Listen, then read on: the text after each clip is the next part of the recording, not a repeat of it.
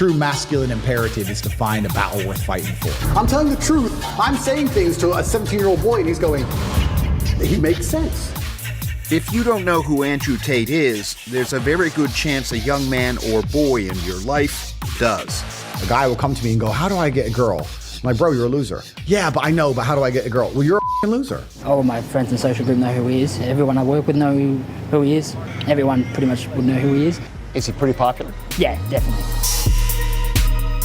The British-American former kickboxer has accumulated millions of followers on social media, preaching a message of ultra-masculinity, that men must take charge to truly live.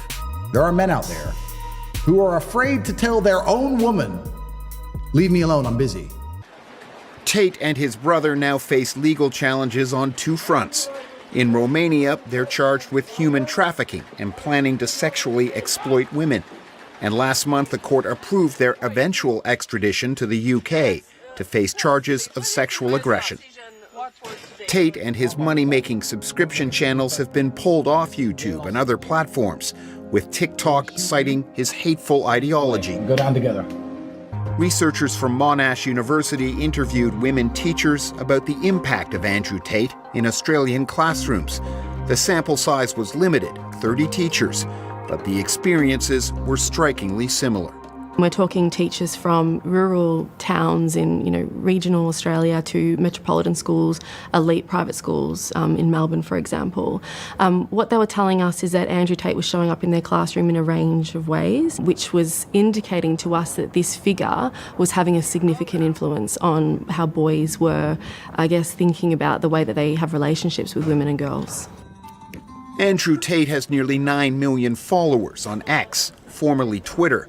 He was the fourth most searched topic in Google Australia's news category last year. In the past, he famously said, "I am absolutely sexist and I'm absolutely a misogynist." The woman must learn that her man is an iron mountain and the easiest path is to obey. Any other kind of resistance simply doesn't work. The women in our study are telling us that that is showing up in the way that their students are treating them. That is coming directly from the teachings of Andrew Tate online. So let's kick in. Groups like Tomorrow Man work with young men to develop a healthier version of masculinity. It's a pretty confusing time, more than ever now, to be a bloke.